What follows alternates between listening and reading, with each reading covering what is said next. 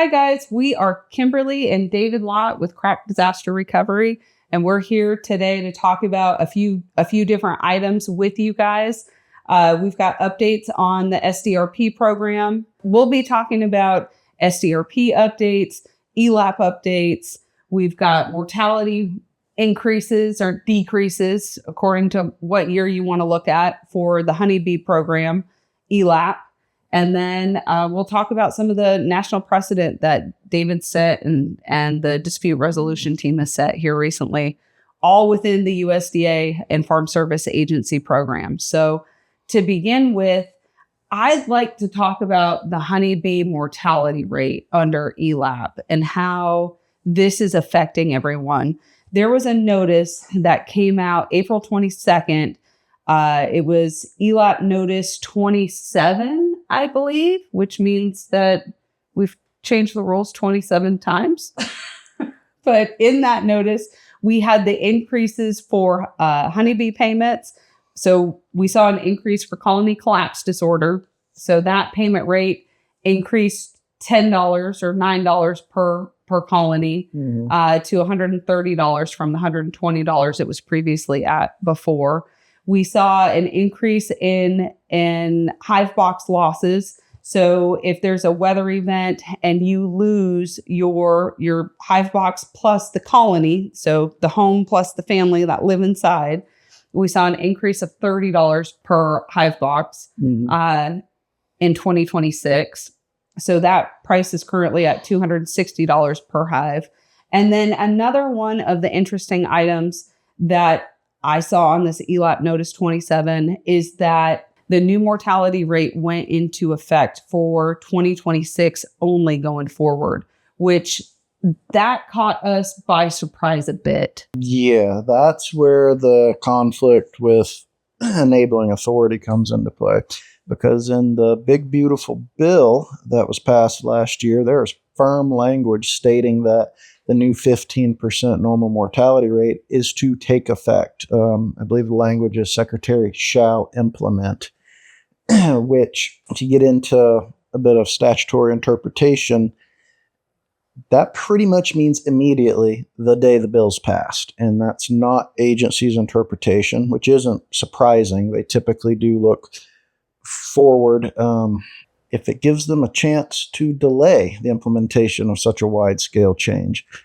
But what that boils down to is people who participated in ELAP for 2025 are losing out on significant portions of the relief they should be rightly entitled to. And for some folks, it wipes their payment out completely. Yes, it does.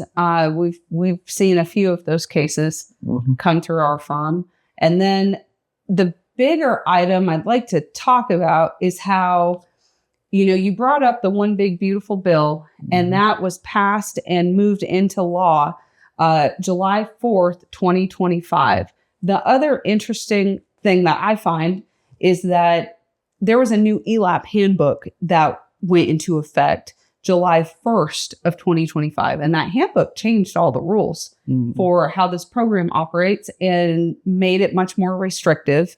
The producers need to supply more supporting documentation. Your record keeping is essential. But it just kind of irks me a little bit how you changed the rules July 1st, 2025. And we still find that a lot of these county offices are trying to make these rules retroactive for producers, even though they shouldn't. Exactly. The punitive aspects of the rule changes are being implemented retroactively. The beneficial aspects are not. And that doesn't really pass the smell test. It doesn't. And the part that bothers me is these ELAP changes were kind of sold and pushed to the apiary community with great fanfare. Which it is a fantastic change, but it needs to take effect in 2025, as did the rule change. Absolutely. If you're going to make the rules more restrictive for producers and then expect them to follow those, even though they weren't implemented until July 1st, this is, if you're okay, One Big Beautiful Bill gets passed, the new payment rates are supposed to go into effect. And we are saying that mortality rate change has an effect on these ELAP payments of typically 15 to 25%. But I would say the bulk of the folks that if your payment's going to increase with the mortality change, it's usually closer to the 25%. At least. And importantly, our conversations with the folks who sit on the ag committee seem to pretty uniformly indicate the intention of the drafters was for it to take effect immediately. And again, that's not been agency's interpretation, but agency doesn't get to dictate the intent and reach of a law once it goes into effect. They don't. And then another item that bothered me about this is that in 2024, the ELAP payment rate for colony collapse disorder was $129 per colony. And in 2025, because the new mortality rate was supposed to go into effect, the payment rate did decrease per colony. They decreased it down to $120. And so now we're back up to $130. And it's like, okay, guys, you're going to implement new rule changes. You're going to make the program more restricted. You're going to hold the producers to a higher standard. You should pay them the money. Absolutely. Absolutely. And at the end of the day, again, it boils down to the intent of the drafters of the bill, later the statute. And I think eventually it will probably get sorted because that was the intent. But a political push of that sort, how long does it take that to actually take effect, trickle down, and result in actual payments to producers that they should have rightly received for 2025 program year? There's no telling. There's no telling. And I don't know if these guys will ever collect on this. I know that our firm is going to make a push, but I don't know for everyone else across the country. I mean, like the honeybee numbers are down significantly. We have many, many case studies that we look at, and we've seen a huge decline since the beginning of 2025. And it's recently come out that the studies by USDA to try to find out what was that great honeybee die-off from, they're finding it's varroa mites that are resistant to treatment. So now these guys are having a harder time controlling the effects of varroa mite. We still have colony collapse disorder, which no one knows what causes that. And then we've got these weather events that are going on that are catastrophic. And like this year so far, if you don't follow the U.S. Drought Monitor, you guys should look at that. It's absolutely critical to what's happening in our country right now. Here in Florida and the entire Southeast, we are in extreme drought right now. And that stretches into parts of the Midwest. I think the West will eventually be affected by this. But these items are critical to agriculture. Right now, it's predicted that we're going to have one of the lowest row crop harvests I think since 1972. Well, the drought by itself has been unprecedented in so many places. And then we've got all the other crazy weather events on top of that. So now more than ever, producers need to get your record keeping together. One of the items that we would like to talk about is that there are other apps out there that can capture your geographic location as you take pictures and take pictures of your farming. And you need to be capturing this. If you're under drought right now, you should be taking pictures of your fields, of your honeybees, of your cattle, of what is their forage source look like. And that's one of the places we have a bit of a unique perspective because we spend so much time doing appellate work. We sort of see what's coming, the new standards that are on the horizon, what agencies looking to and would like to start applying immediately, even when that's not quite appropriate, when it's premature and retroactive. But increased scrutiny on records is coming. Geographic location in numerous programs, if not across the board, the focus on that is intensifying significantly. And there's a variety of those types of items that we know to be on the horizon, even though it's not been addressed publicly yet. And it's a good time to be proactive and start getting your records watertight. It is. So while folks are experiencing these catastrophic weather changes, you really need to be taking pictures and documenting this, but your pictures need to contain some critical pieces in those. And I'll add to the point of our interaction on the appellate level with a lot of these increased standards. Right now, we can do a pretty effective job of mitigating that for folks because, again, it's not completely appropriate for these new standards to be in effect yet, but they're coming. So the work we can do to help folks out of a jam today will not be the same 6 months or a year from now. And so even though maybe you've got a little leeway right now and we might be able to guide things through to a positive outcome, don't be lax. Don't think it's going to stay that way because a year from now, those techniques will be much less effective. Yes. And that's an important point. So with all of this craziness going on, because there's a lot of craziness, we think we have an argument that on the 15% mortality rate, we are going to challenge USDA for our apiary clients. So for anybody who's got a 2025 ELAP application that you would like your other 25% of the payment, we're going to be challenging that. We feel very strongly as producers ourselves that if USDA is going to implement a higher standard for the rules, then try to make them retroactive and decrease the money you got in 2025, they could at least do the other part of the job and decrease your mortality rate. The mortality rate in 2025 was 24.2%. And what that means is that you have to lose 24.2% of your bees, of your livestock, before this ELAP program ever kicks in, because these are cost share programs and they're not meant to make producers whole. They're meant to help you after a disaster. And so with that, David and I feel very strongly that we're going to hold USDA accountable to this. Well, and the political push will hopefully be successful. We're in talks with multiple associations, lobbyists, and they're doing a great job. They're pushing things forward, and some of them were intimately involved in getting the new normal mortality rate passed in the first place, inserted into the One Big Beautiful Bill Act, which was unprecedented.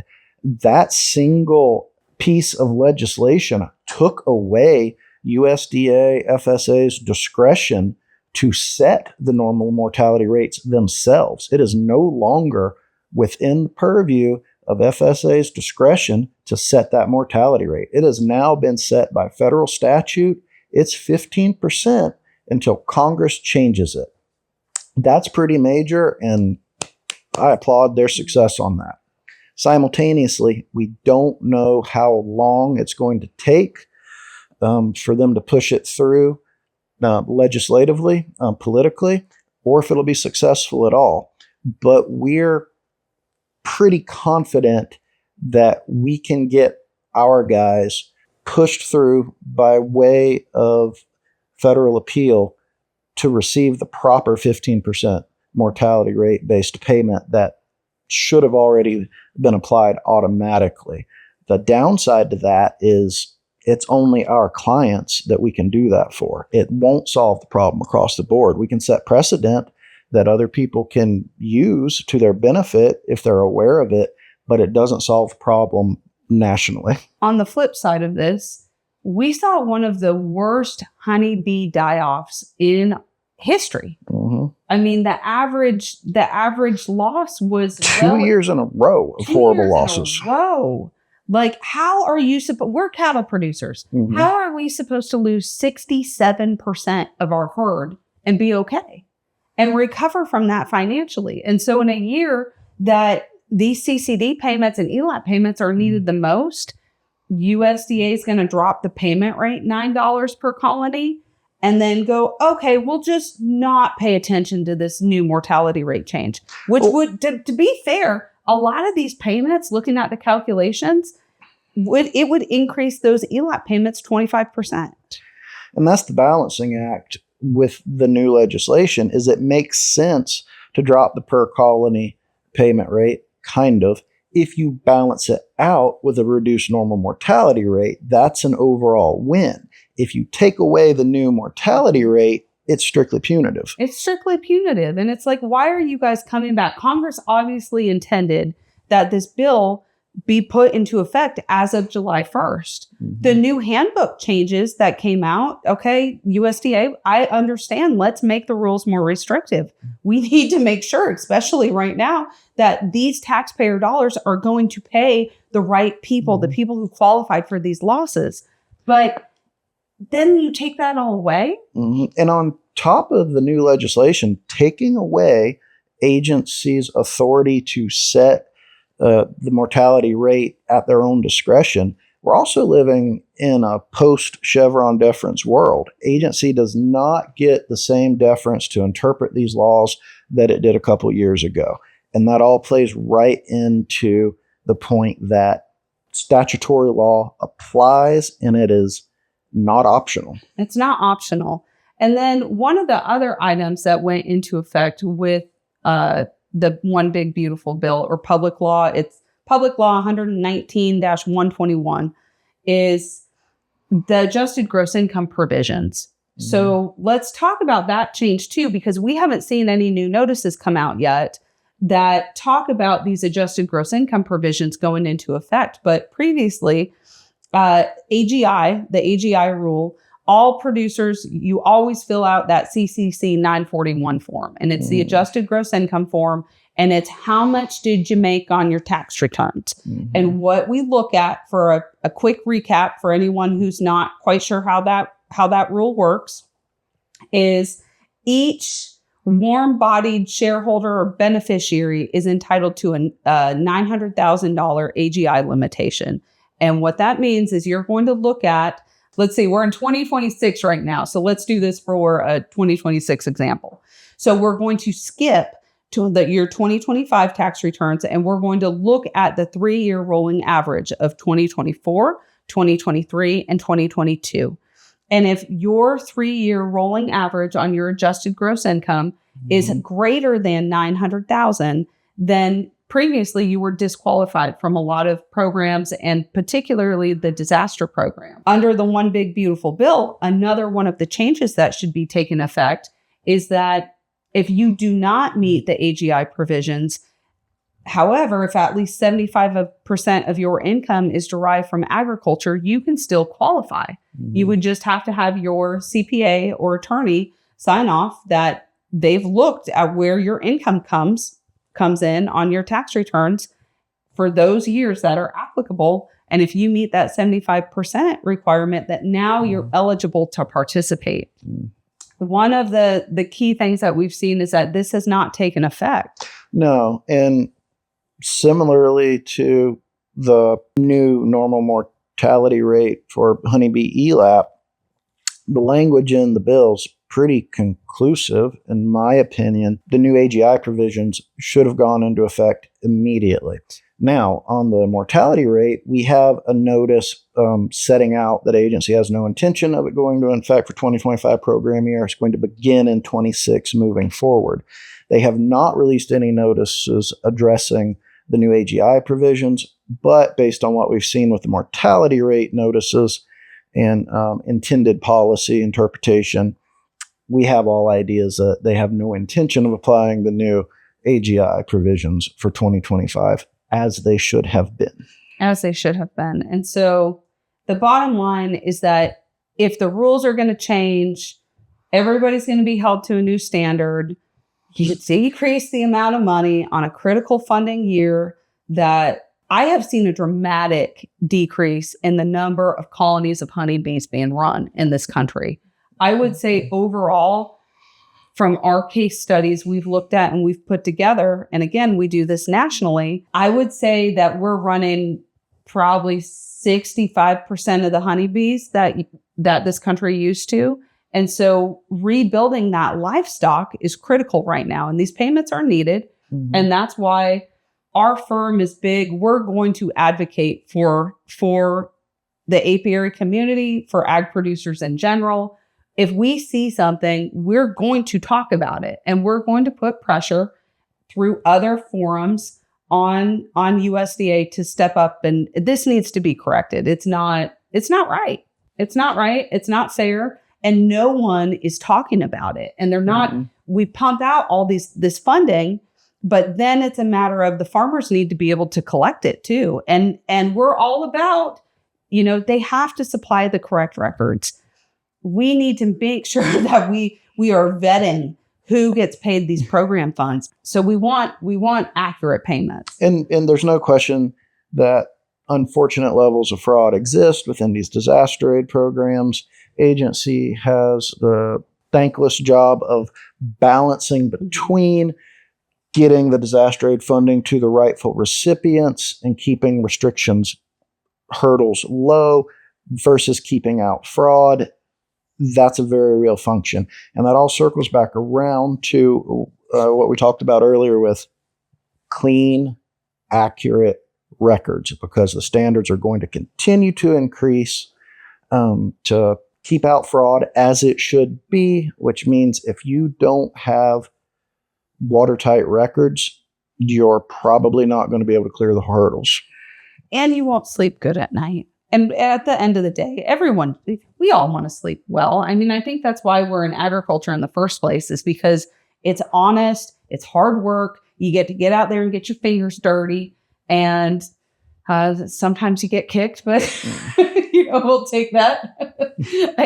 I work hard not to do anything that's going to injure my good sleep. Yes, we do. We work very hard for that.